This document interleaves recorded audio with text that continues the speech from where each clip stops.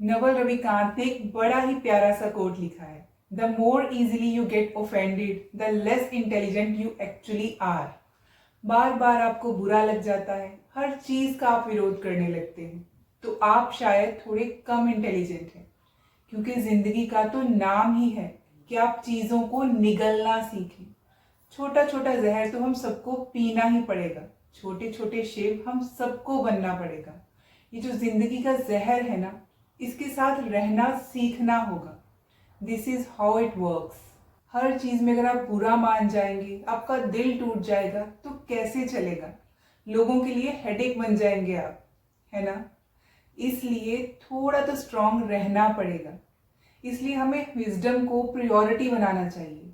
हर चीज में ये देखिए कि इसमें से मैं क्या सीख सकता हूँ, एंड दैट्स इट। अगर दिल टूटा, किसी ने कुछ कह दिया, आपको बुरा लग गया, गुस्सा आ भी गया, तो फिर उसके बाद शांति से बैठिए, उसके बारे में थोड़ा सा एनालिसिस कीजिए और सोचिए कि इससे मैं क्या सीख सकता हूँ। आज मैंने ऐसे बिहेव किया, नेक्स्ट टाइम अगर सेम सिचुएशन आई तो मैं कैसे बिहेव करूँ। अपने ब्रेन को, अपनी हैबिट्स को चेंज करने के लिए ट्रेनिंग दीजिए कि ऐसे नहीं, ऐसे बिहेव करना है। फिर देखिए कि आप एक अलग ही तरह का ऑरा क्रिएट कर लेंगे अपने आसपास, क्योंकि आपका वे ऑफ लाइफ डिफरेंट हो जाएगा। विजडम को जब आप प्रायोरिटी बना लेंगे तो एक नई आदत बन जाएगी आपकी। फिर आप हर चीज में से सीखेंगे, ऑफेंडेड फील नहीं करेंगे। हर चीज में बुरा मान जाना ये सिर्फ वेस्ट ऑफ एनर्जी है। आपको पता ही नहीं है कि आसपास कितने और कैसे लोग भरे पड़े हैं। कुछ भी बोल दिया, बुरा लग गया, ईगो हर्ट हो गया, ये हो गया, वो हो गया, बहुत विस्तार है। इन चीजों का तो अंत ही नहीं है। और फिर इस सब चीजों के बाद विक्टिमाइजेशन, है ना? विक्टिम नहीं बनना है, अपना ऑरा ऐसा क्रिएट करना है, ये ध्यान रखना है, कोशिश करनी है, बाकी तो सब उसकी कृपा है। लेकिन ये याद रखना, जब आप रेस में भाग रहे होते हैं ना, तो आप सिर्फ एक रेस में भाग रहे होते हैं, अकेले भाग रहे होते हैं। लेकिन जब वो आपके साथ होता है तो उसके साथ जी फॉर गॉड का जी जुड़ जाता है, यानी कि वो रेस से ग्रेस बन जाता है। इसी तरह जब आप गुस्सा करते हैं, एंगर, तो आप उसके साथ एक डी जोड़ लेते हैं, यानी कि डेंजर में चले जाते हैं। आपका गुस्सा आपको वीक बना रहा है। जब हम बड़े हो रहे थे ना, तो हमने अपने आसपास के अडल्ट्स को देखकर ये ऑब्जर्व किया कि जब चीजें इन लोगों के हिसाब से नहीं होती हैं तो ये चिल्लाते हैं, ओवर रिएक्ट करते हैं, कई बार गलत लैंग्वेज भी यूज करते हैं, जिससे हमें भी ये लगने लग गया कि this is the right way to react, क्योंकि आप इससे पावरफुल लगते हो। आपको लगता था कि देखा, गुस्सा किया, सब इनसे डरने लग गए। लेकिन एक्चुअल में ये वीकनेस का साइन है। जब भी हम गुस्सा करते हैं तो नंबर 1, हम कुछ ना कुछ ऐसा बोल देते हैं या कर देते हैं जो हम बाद में रिग्रेट करते हैं।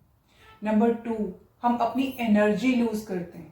और नंबर 3, हमारी जो कैपेसिटी है ना, किसी भी अनकंफर्टेबल सिचुएशन को हैंडल करने की, अपनी कंफर्ट जोन से बाहर आने की, उस कैपेसिटी को हम कम करते जाते हैं। हाँ, कई बार जरूर ये लगता है कि यहाँ तो जवाब देना जरूरी था, यहाँ पे जवाब दिए बिना काम नहीं चल सकता था। लेकिन घर पे छोटी छोटी बातों पे नहीं, ट्रैफिक जैम में नहीं। ट्रैफिक में फंसे हो तो आप चेंज थोड़ा ना कर सकते हो, आपके गुस्सा करने से ट्रैफिक हट नहीं जाएगा। आप उतनी ही देर से या उतना ही टाइम के बाद ही पहुंचोगे जहां भी आप पहुंचना चाहते हो। आप सिर्फ ये कर सकते हो कि घर से पहले ही 10 मिनट जल्दी निकलो, अगर पता है कि ट्रैफिक मिलने वाला है। लेकिन गुस्सा करके अपनी एनर्जी वेस्ट करके कोई फायदा नहीं है, क्योंकि आपके गुस्सा करने से ट्रैफिक हटने वाला नहीं है।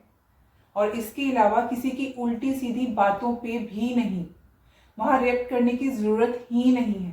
क्योंकि जितनी बार आप गुस्सा करते हैं, रिएक्ट करने की प्रैक्टिस करवाते हो अपने आप को, उतने ही वीक होते जाते हैं, बोथ फिजिकली भी और मेंटली भी।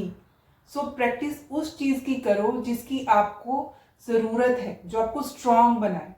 एक्चुअल में इंसान की असल पहचान इसी चीज से होती है कि जब चीजें आपके हिसाब से नहीं चल रही, जब आसपास सब कुछ अस्त व्यस्त है, तब आप कैसे रिस्पॉन्ड करते हो, रिएक्ट करते हो या रिस्पॉन्ड करते हो, वही आपकी पहचान बनती जाती है।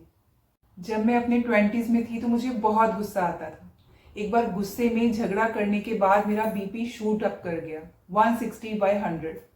इसके बाद जब मैं डॉक्टर के पास गई तो उन्होंने मेरे से पूछा कि लास्ट टाइम आपने इतना गुस्सा कब किया था। तो मैंने कहा कि 3 महीने पहले मैंने इतना गुस्सा किया था। तो उन्होंने कहा कि उस गुस्से का क्या कारण था, लेकिन उस टाइम बहुत सोचने के बाद भी मुझे प्रॉपर रीज़न याद नहीं आया।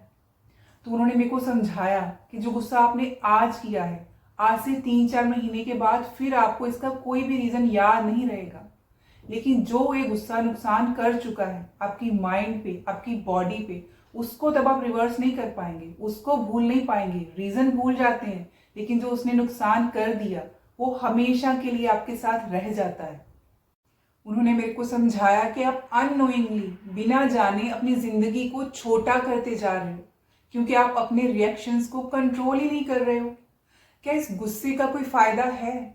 Is it worth it? हम इस चीज़ का मोल चुकाते हैं, हर बार अपनी माइंड को, अपनी बॉडी को नुकसान पहुंचाते हैं, और साथ ही साथ उस समय का भी नुकसान करते हैं जो उस गुस्से में बीत जाता है, जो कभी वापस नहीं आएगा। श्री गुरु ग्रंथ साहिब की गुरुबाणी में भी कुछ लाइंस हैं जो हमें सिखाती हैं इसके बारे में। रोस न कीजिए अमृत पीजिए, रहन नहीं संसारे। इसका मतलब ये है कि डोंट फाइट ओवर एवरीथिंग, यानी कि हर छोटी छोटी चीज़ के ऊपर गुस्सा करना, नाराज़ होना छोड़ दीजिए। ज़िंदगी में शांति, पीस एंड ट्रंक्विलिटी को इंजॉय करना सीखें, क्योंकि इस दुनिया में हमेशा नहीं रहने वाले हम।